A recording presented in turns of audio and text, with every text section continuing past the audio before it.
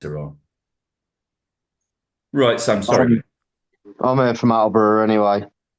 Hiya, Steve. You okay? Yeah. Are we good? There we go. If you go to the agenda, Rich. Yes, there's just a few things I need to take you through. Quick intro to me and Rich, because we're aware that, as we said, it's an area we lacked in for the last little while. I'm relatively new, so I started in April with the foundation as workforce development manager, and I'll go through how my role works with you in a little bit. Rich has been here for a little bit longer than I have, so a few of you should know him. We'll then just introduce you and just go through like our county pitch advisors, and if Rich can just touch on what they can sort of do for the club, for your clubs. As we said, we're right at the start of sort of trying to relaunch a grounds association. So we've updated our webpage a little bit, and we've got a bit of information on there. Um, we're looking at starting a young volunteer scheme that I'll come on to in more detail when we get to the slide. Rich will take you through our grass pitch improvement fund, but really it's over to you guys, and what do you want this to be? How do you want it to work? How much do you want from us? How little do you want from us? How much do you want the association to sort of have involvement in grounds across Warwickshire, really? So if we just move on to the first slide.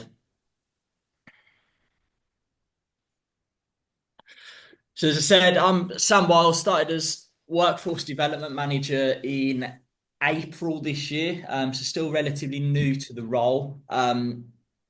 Main parts of my role include our coach education programs, looking after our foundation coaches, our core coaches, um, umpire training, scorer training, young leaders and young volunteers. And another part of the role is grounds. I'll hold my hands up and say there's probably more experienced grounds people on this call certainly than me. I'm not going to sit here and pretend to be an expert on grounds, but what I will say is I'm prepared to work with people and put things in place that hopefully um, will make grounds teams around the county feel a little bit more comfortable, and we'll see if we can work together a little bit better. We've got a question. We're going to come on to that in a little bit about days and stuff at Portland Road. Rich, do you just want to introduce yourself for anyone? I know most people will know you, won't they?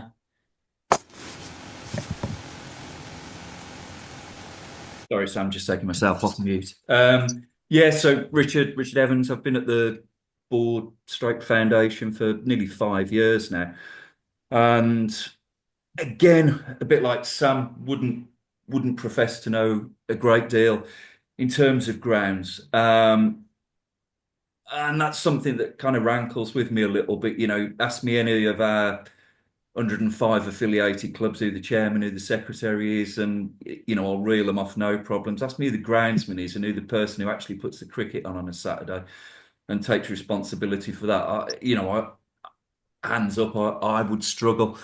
And I think there's we, myself, Sam, Andy, who's not on the call this evening, have decided, we've got to make a conscious decision. We've got an ever increasing volume of cricket, more and more pressures on grounds, lack of available facilities, and the ECB pushes constantly women's and girls cricket, junior cricket, national programs. All of this needs a ground for it to be played on, and it's something we're conscious of. So this is our first move to work a lot closer with clubs, grounds teams, and we'll get onto it, as Sam said, towards the end of whether it's something you want us to drive, how you shape it as grounds teams. We're all ears, but we're determined to make this work. And just in terms of my role is largely around club development. That includes grant funding, grant management, includes the grass pitch improvement fund that Sam mentioned, the county grants, and then some dull stuff around ECB systems, which probably drive you all up the wall.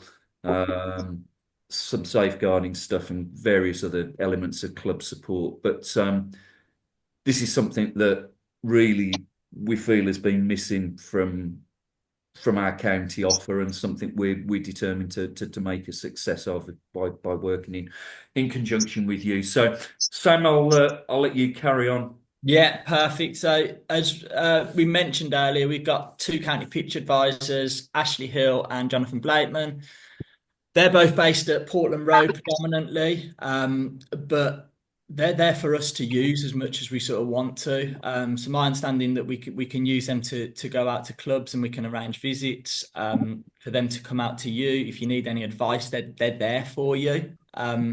Probably two people we've not advertised enough, if you like, as being there for grounds teams, and people that have a wealth of experience of preparing, pretty decent tracks and grounds in Warwickshire. So really just to make you aware of them. Ash was hoping, I think, to be on the call, but hasn't been able to make it tonight. So it'd be really good the sort of next time we arrange one of these, if we could get those guys on. But they're there. We're hoping to use them a little bit more and raise their profile a little bit, and try and get a bit more from them for clubs moving forwards. Really, the sort of first thing that we recognised when we sat down and started looking at reforming or forming a grounds association in Warwickshire was actually our own house isn't very well in order in terms of the profile of the grounds association or grounds teams on the website was non-existent. Or it had a very sort of small section on the website that was really difficult to find. There wasn't a great deal of information on there when you did find it. So the first thing we sort of did was work with Sophie, our marketing and social media person, to get that website up and running. And that's now a pretty smart looking page. So the first thing we did was we put all the GMA courses on there, so the level 1, 2s and 3s, all the flooding guidelines and information around the Grass Pitch Improvement Fund. We sort of see the web page as being really a growing thing, something that we want to try to add to. So over the next few months, we're looking at trying to get some case studies from cricket clubs around ground stuff, how they've dealt with various different problems. We'll try and get some profiles, as we said, for Jonathan and Ash on there, and some information for them, anything they feel could be useful to clubs at varying points of the year. Touches nicely on the information about the county pitch advisors. But then also, I think there was a question came in that we ran some stuff out of Portland Road at the start of the summer.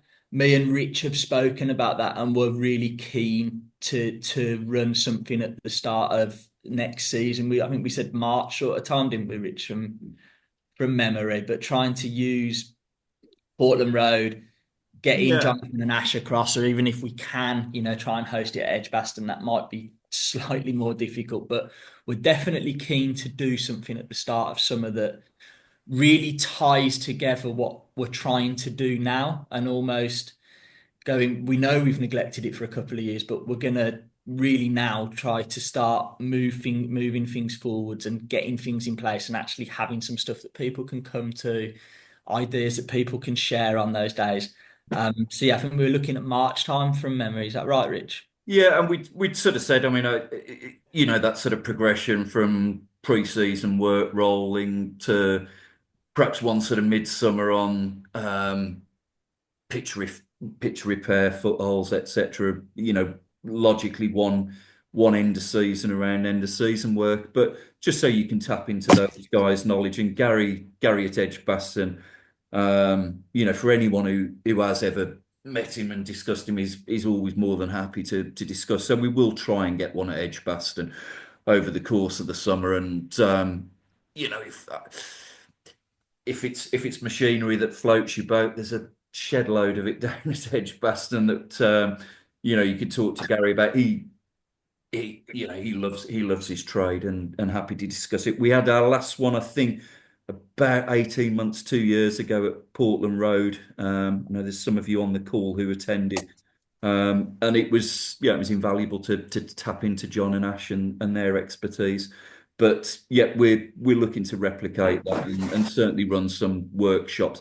And and again, that's my initial thought, but we'll allow that to be shaped by you for for what areas of assistance you're looking for, how we can improve your expertise and knowledge and support you through your pitch prep. So yeah, I think that's makes good sense. Perfect.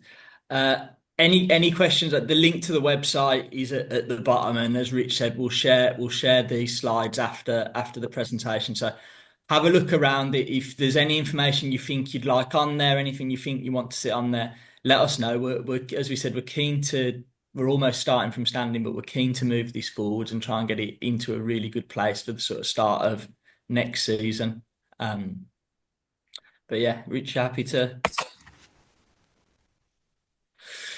So really one thing that, and this is a new thing. This is one of the things I've trying to put into place since starting the role is, again, we've done lots of bits of young volunteer work in the past where we've maybe done some young activators, a bit of young cricket officials. There was a really good scheme that Oxfordshire have run, where they have like a young leaders academy, and they link with like an outside company to come in and do the work for them. We went, well, we kind of do it already. Can we just formalize it a little bit and run a course? So we're looking at running two courses either side of the Easter weekend. So it'll be a 3-day course, Tuesday, Wednesday, Thursday, Easter in the middle, and then a second course the following week. We're targeting to get sort of 60 to 80, 14 to 18-year-olds on these two courses, so sort of 30 to 40 on each of the weeks. We've had some initial conversations with some schools who think it's a really good idea and something that the uptake will be quite good on. The course will cover coaching and activating, so tying quite nicely for young volunteers to come along and help with national programs, so your All Stars and your Dynamos. It'll cover umpiring, scoring, so again tying in quite nicely to the start of junior fixtures. We will also give them a first aid qualification, looking at putting some groundwork on there. So the basics are sort of getting into grounds, and then a social media and marketing piece. The idea is that we try to get young people to give a bit of time back to their cricket club over the summer. This has worked really well, in terms of coaching. I know I'm at Solihull Blossomfield.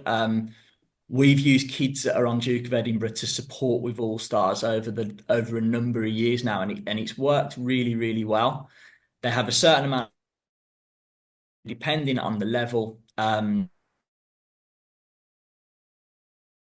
people involved. But we went, well, rather than it just being focused on coaching, can we look at encouraging them to go into some other areas as well?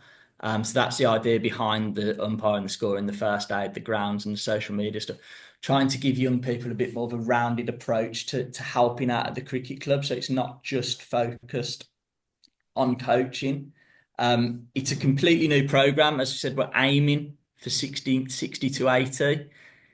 We might get more, we might get a hell of a lot less, but I think it's something that we're really keen to run as a sort of foundation. And as I said, linking it into the Duke of Edinburgh scheme and the fact that schools are saying it's going to be a really positive thing, we see it as a bit of a no-brainer, really. So we might be contacting clubs to see if there's any ground availability to run these at over the next couple of months. But yeah, it's a new scheme, something we thought we'd make you aware of, but something that we're definitely going to push on and try and run. Rich, anything you want to add on? No, not particularly. I think you've covered everything there, Sam. That's sort of within your wheel arch, really. It's no, you covered everything there, mate. Perfect. Grass pitch improvement fund, Rich. That's over to you. Yeah, so this was launched by the ECB, largely to mirror a scheme that Sport England ran in conjunction, with the Football Foundation, and some of you will be aware of it. I know some of you on this call have had visits out of this. It's it uses an app that football grounds teams are fairly familiar with, the Pitch Power app. And initially, we were given funding by ECB Sport England to conduct 15 reports. The launch of the program and the communications around it were not fantastic, to be honest, and the lack of clear sort of guidelines and information from ECB was also fairly lacking. So it's had a little bit of a checkered launch, but it's a £5 million fund over 3 years, as I say, financially supported and funded by Sport England, and it targets priority areas, and those are clubs offering women's and girls cricket, uh, cricket offers within diverse communities, disability cricket, and cricket that's delivered in low socioeconomic areas. And the form that it takes is that we we will use one of our 15 funded reports to send either Jonathan or Ash, our county pitch advisors, out to clubs to prepare a report. And then, subject to the recommendations of that report, the club then use the ECB portal to approach the ECB for funding. And the clubs that have used it so far have generally benefited to the tune of been around £20,000. We've had 2 clubs with new rollers off this, so there is an element of equipment within this, which obviously for you as grounds teams is something I know that your club chairs will all, well, there's no pots of money for that. There is the potential for some funding through the Grass Pitch Improvement Fund to cover that. Other things are around aeration, spiking, reseeding, loam, things, from seed up to heavy rollers. So it covers a wide gamut. So initially it was for 15 funded reports and it was limited to those clubs. That's actually now, there's a bit of bend and flex on it where clubs can approach us without the County Pitch Advisors report and look for funding. So if you as a club think that you fit one of those 4 criteria, send me an email. You've, I guess, all got my email address from the invitation that was sent out this evening, and we'll look at how we can assist you with this. The beauty of this is that the communications around it initially was so poor that the take up on it actually has been really low. So if we can utilise as a county this fund to help our clubs, it's not capped. So the county grant fund, for example's sake, is capped as a county. Grass Pitch Improvement Fund is a national amount.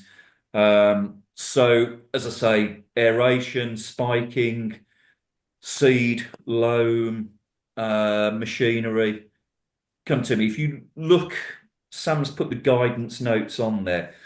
The ECB have a number of packs on there, and pack 1 might be, let's say, aeration. No, Tar. Oh, sorry. Sorry, just hear somebody else thinking. Yeah, so if you've seen if you have a look through those guidance notes when we circulate them, just look if there's anything that your club could benefit from. You have to fit one of those 4 criteria, but there could be some substantial savings for your club to make, and it's the justification for the funding is largely, will it improve your cricket delivery? Will it enhance the volume of cricket that your club is able to put on? So explore that. Any doubts at all, if you've got a project around your ground that you think might be something worth exploring, drop me an email and I'll more than happy pop over to the club. We can explore that, have a conversation in a bit more detail, and look to get a funding application in for you. But definitely something that's worth exploring given the low take up and the high amount of cash that sits in that fund. We'll deal with there may be some questions on that. We'll deal with it at the end. We'll go through the slide deck. But as I say, if there's any questions around grass pitch improvement, keep them in mind, and I'll deal with them as a whole at the end. Dan, can I drop back to you, mate? Yeah, perfect. So I think the next bit's really over to you. What do you want from this? You obviously joined because you've got some interesting grounds this evening. What do you want from this group? Do we want to start? Do we want me and Rich to start looking at some bulk buy initiatives in terms of like end of season equipment or ground stuff? Do we want to create a WhatsApp group or some form of message board where grounds teams across Warwickshire can communicate with each other on a regular basis? So, it might be something as simple as when do we need to cover? When's the right time to cover? How much grass should we be taking off at a certain time of year? Do you want me and Rich to look at, as we said earlier, some workshops, some demo type stuff, machinery hire, sharing between clubs? Sort of local clubs. Everybody obviously does end of season groundwork at a similar sort of time. Do we want that message board to be, well, we're doing ours on this day? Should we club together and hire a piece of equipment instead of both forking out to do it? And then really, what do you want this to be club led? So you come to us and tell us what you want, or do you want it to be really foundation led and us putting stuff on? Hopefully, with sort of your best interests at heart. And now's your time to sort of any ideas you've got, anything you want to ask me or Rich, ask us any ideas you've got for this group. Now's a good time to, as we said, we're right at the start of trying to relaunch this, so it's a real opportunity really for us. Come at us. Come on. Sorry, I've got to say, sorry, I misread the club fed and foundation led thing. I think it should be what the club wants, but the foundation deciding how to do it. Yeah.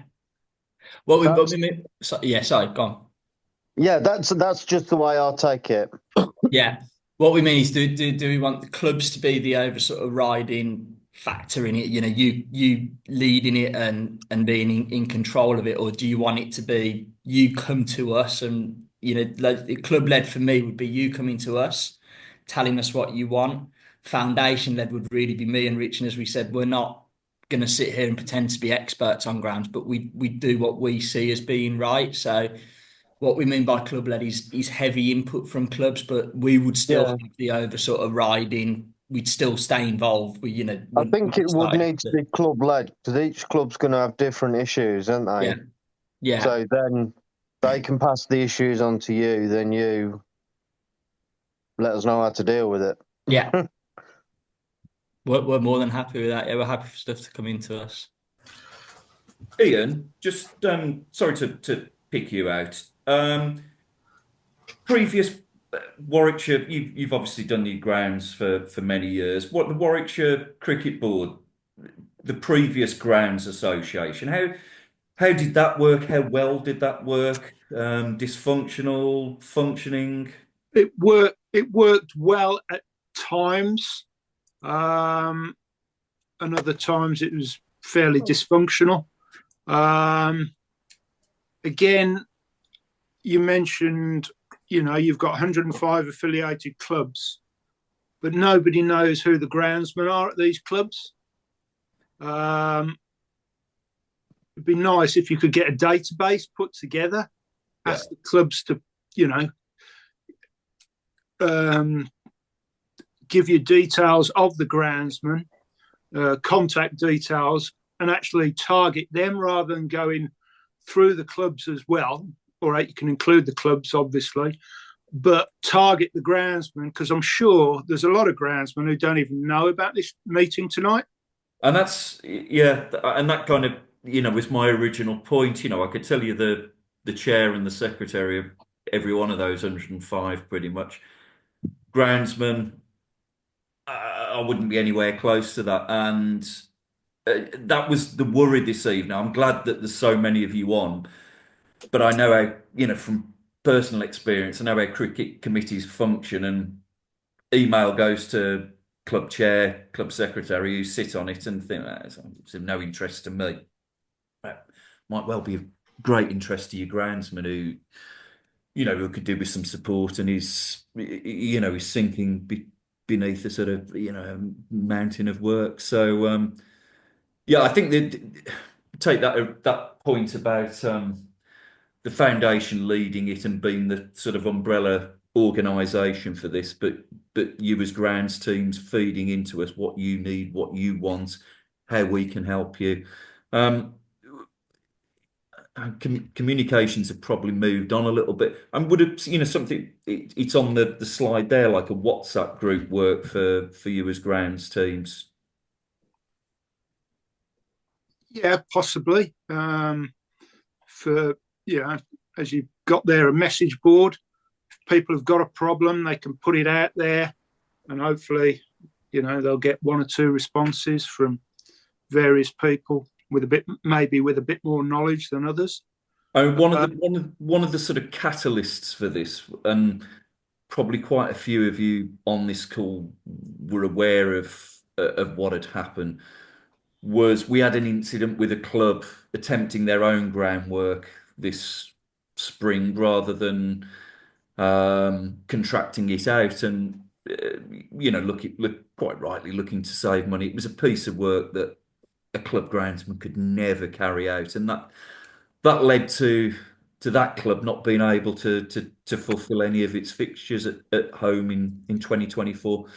And I guess the thought process from us was, if that groundsman had been able to exchange information or to use some of you on this call as a sounding board, would you don't attempt that, contract it out? And in part by not offering that support as a foundation, as a board, we think we were missing a trick, really. So any thoughts? Mick, you've got your hand up.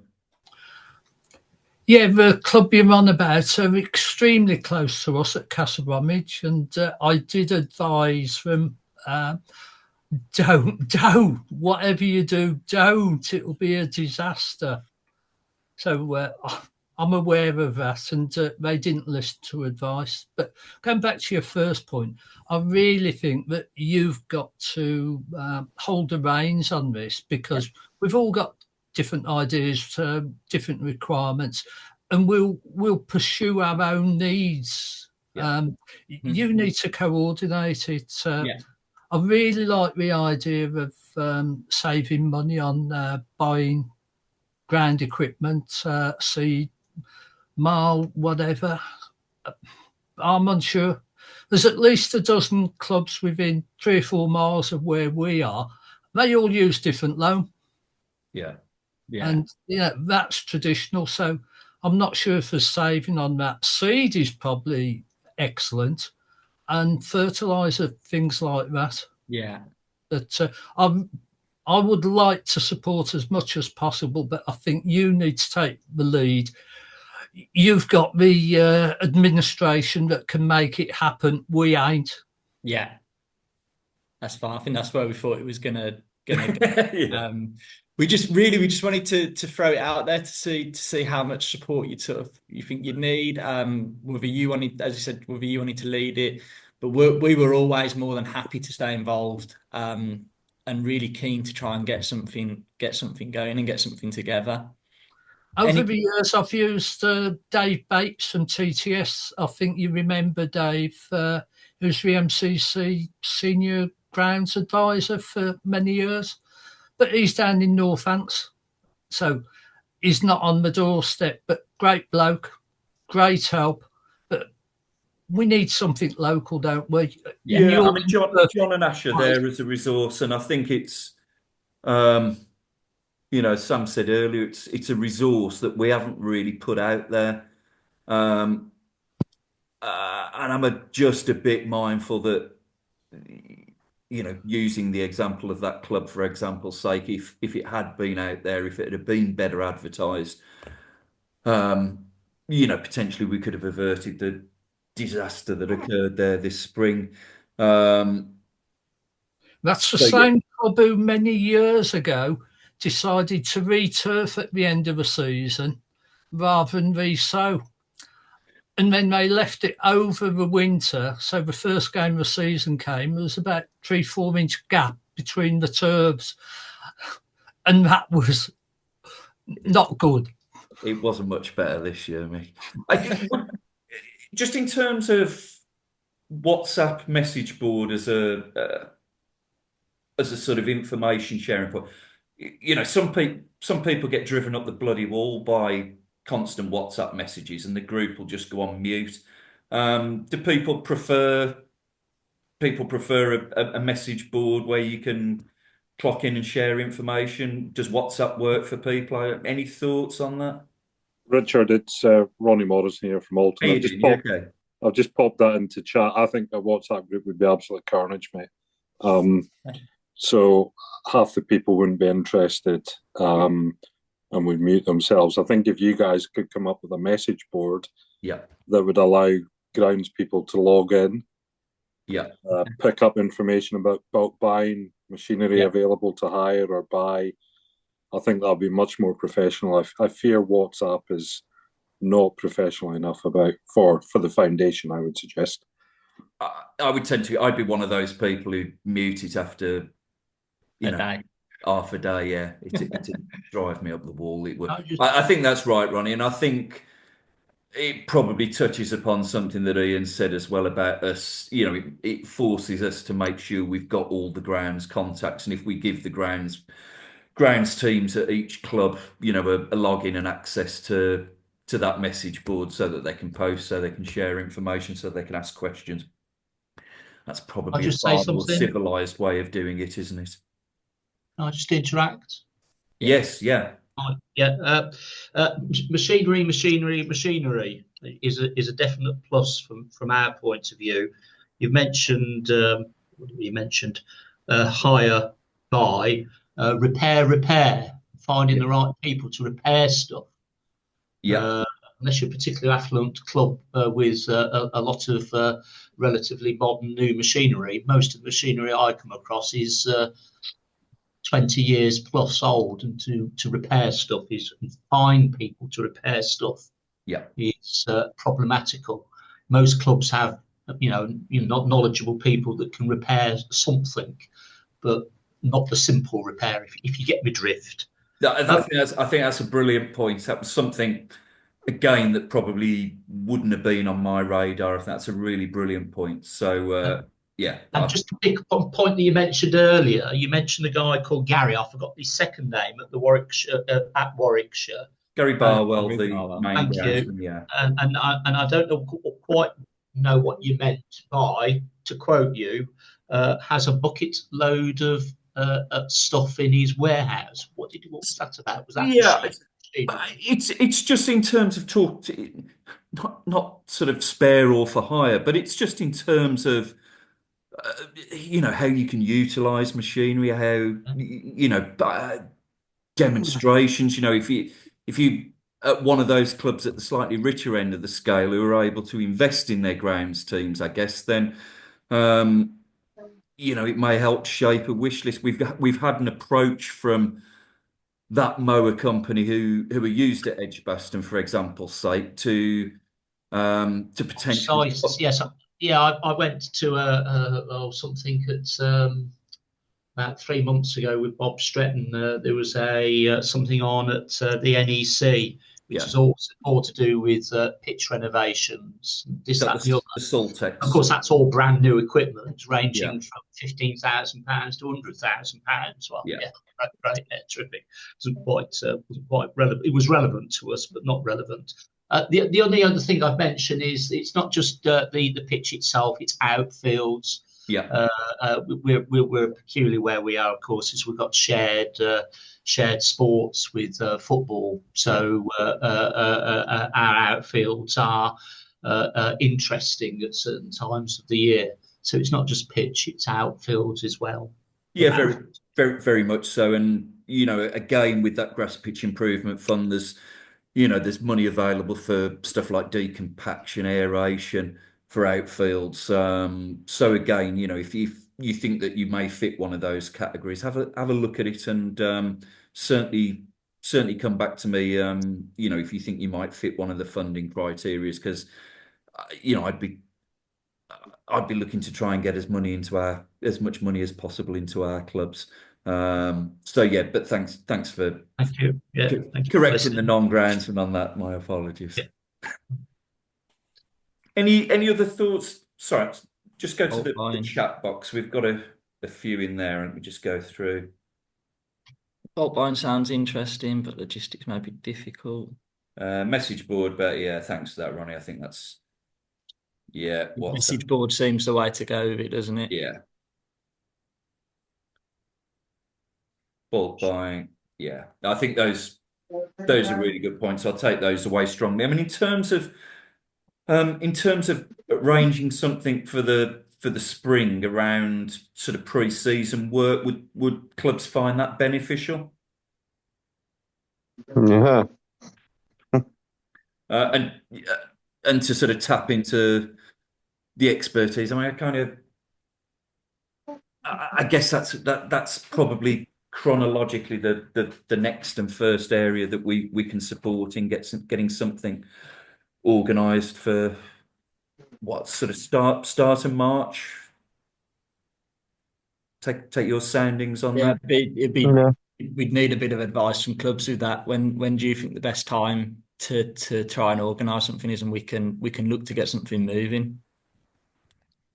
When you can sort the weather out. And so about July when it stopped raining. But if we aim for that sort of March time as a starting point, would that be fairly well received to go through like pre-season work for grounds? Mm-hmm.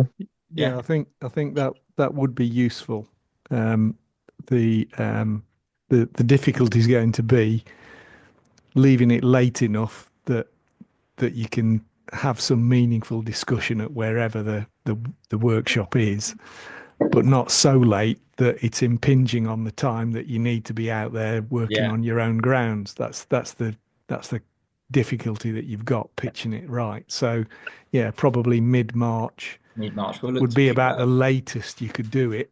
Beyond then, you need to be out there. We'll pick that up with Jonathan and Ash and see if there's something we can put together. Brian, got your hand up? No. Brian, are you there?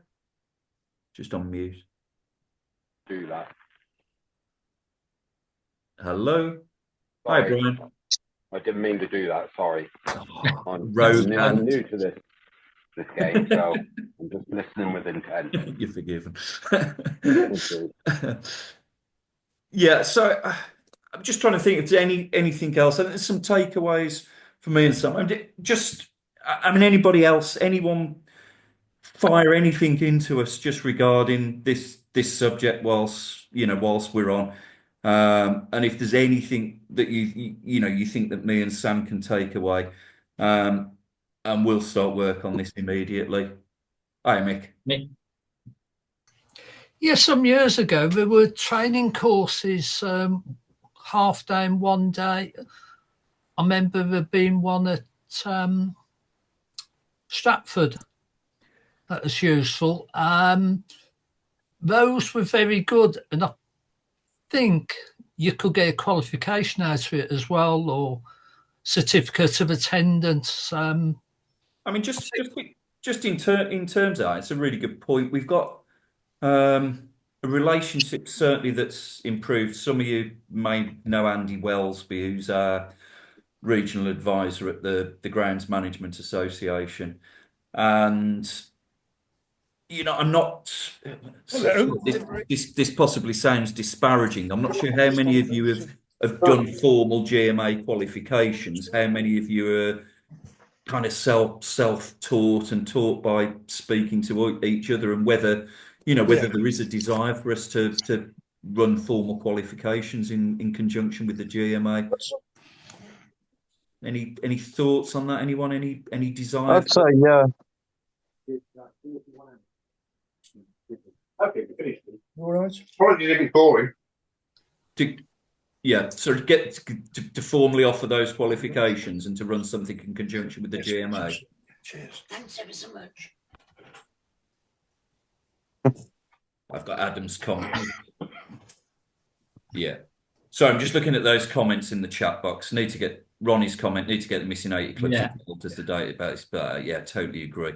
And Adam, absolutely qualifications, particularly around next gen workforce. This was something we had explored with the GMA. We offer courses via Sandwell College. And we looked with the GMA as to whether we could build grounds into that cricket qualification. They do coaching, playing cricket, all aspects of delivery. Nothing around grounds, and whether it's in cricket, whether they ultimately go and do the grounds of a private school, a rugby club, whatever it is. There are good careers in grounds. We tried to put the GMA together with Sandwell College to offer something, but they were fairly reticent to offer anything other than is it somewhere, I think up in Preston, I think they run a degree course, but we'll explore it and see whether we can get something to sort of entice that next generation of grounds people in. Right, that's plenty of takeaways. Is there anyone for anything else whilst we're on?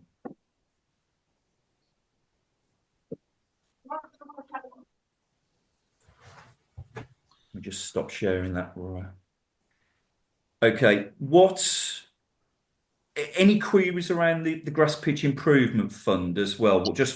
It may be the first time that some of you have heard of that fund, and I say there's no pressure to mention it now, but if you think it may be something that appeals to your club, please get in touch with us, and we'll look to get some ECB Sport England money out in your direction. I think from my point of view, I'm lucky enough to go around and speak to a lot of clubs. Yeah. Both in Warwickshire and in different other counties, sort of looking around. And I'm not going to lie, hardly anyone knows about it. So I think for starters, that's where it's important to get that database out there. Yeah. Like to get your groundsmen, get it sent out to them so that they actually know what's going on. And I mean, it goes across not just with this sort of this fund. I feel like I've spoken to sort of say, let's say between 15 and 20 clubs in Warwickshire that don't even know who the pitch advisor is in Warwickshire. Yeah.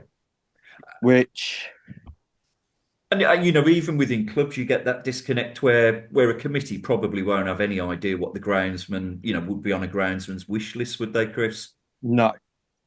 And I think there's a lot around this fund. I mean, with the Pitch Power Fund, I mean, there's so many clubs, especially down sort of in Gloucestershire, where the majority sort of our work takes place, that take up just those visits. Yeah, they have, and take them up, and just to have somebody come out to assess their site is beneficial to a lot of people.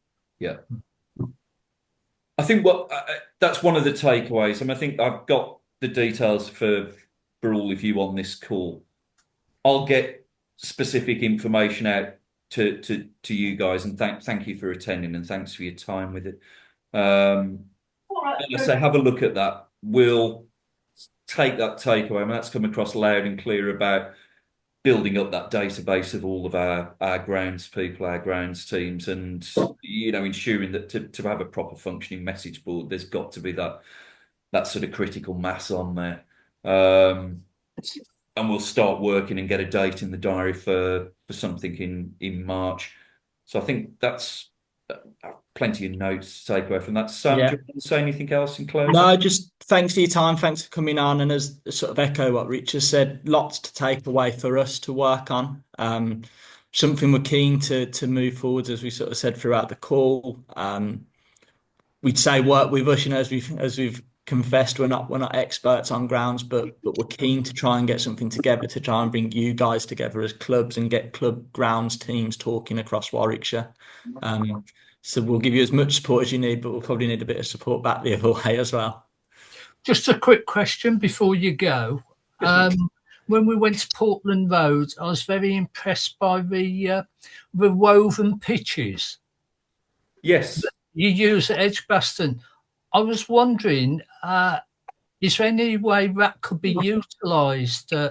Third and fourth teams play on diabolical tracks. I was just wondering if those could replace the old all-weather strips, which are bloody dangerous, at a reasonable cost. And you'd only need probably one or two strips to make something for the youngsters coming through a bit safer playing cricket. Yeah, you're talking about the hybrid pitches, Mick. The problem with them largely is cost generally is not an issue. Maintenance has proven to be a real problem. So Moseley, I think, have got 3 in on their square. I know Smethwick nearby, although not a Warwickshire club, have certainly got 1 in. And they absolutely drink any moisture out of the pitch and the square in general. Yeah. So for third, fourth team cricket, you've got to be, you'd be watering every day. It's no surprise when there was, a horrible spring last year that Smethwick were actually in a position to bat the only club who could play, I think, was starting the permanent bleeds because the hybrid pitches had drunk all the moisture out of the square. Rich, yes, I think people have to be aware that these hybrid pitches, all right, people are talking them up and they sound great, certainly at professional level. You can get more games out of them, but they do need a lot of management. Yeah. Also, nobody knows yet, because nobody's come to the end of the trial period, even professional counties, of how long these pitches are going to last.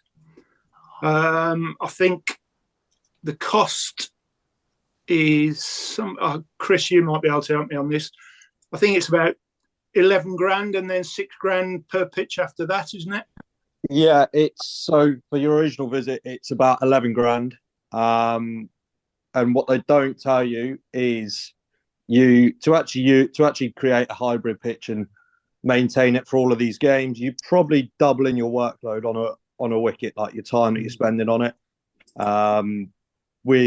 With water, stuff like that. And what they don't tell you is you're going to have to corroe it after every 4 years, which as a club, you're probably, from my opinion, as a club, there's probably a lot more cons to it than there are pros at the minute, because nobody quite knows, like Ian said, nobody knows what happens to it when it comes to the end of its lifespan.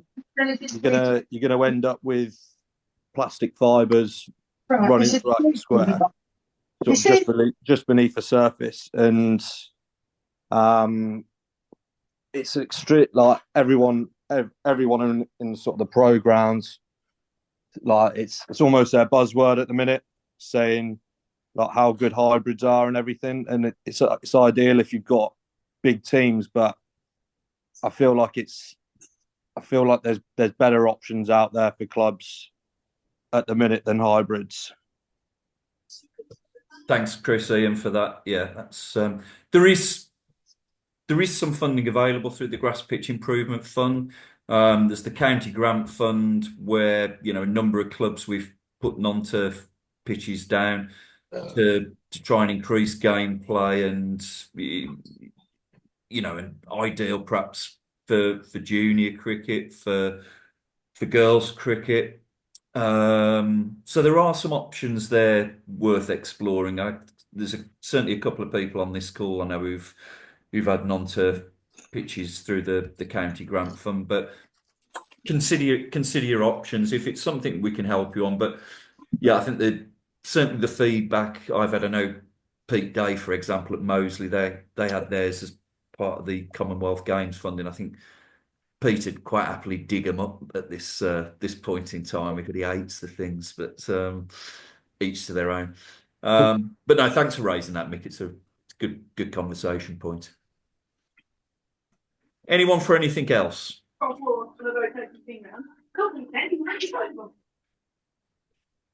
I'll take that as a no. What we'll do, we'll circulate that slide deck, put a link to the call on, but I'll be in touch over the coming days, just to back up some of that information around the Grass Pitch Improvement Fund, County Grant Fund. I'm mindful that it probably doesn't reach our grounds teams and sits with committees and chairs. But thanks ever so much for your time. All Sam, anything from you? No, brilliant. Just thank you. Thanks for coming on the call, and hopefully we'll all catch up again soon. Have a good Christmas if I don't speak to you all first, and safe evening. Okay, take care all. Cheers. Thank you. Thanks, guys. Thank you. Cheers, both. Thank you. Thank you.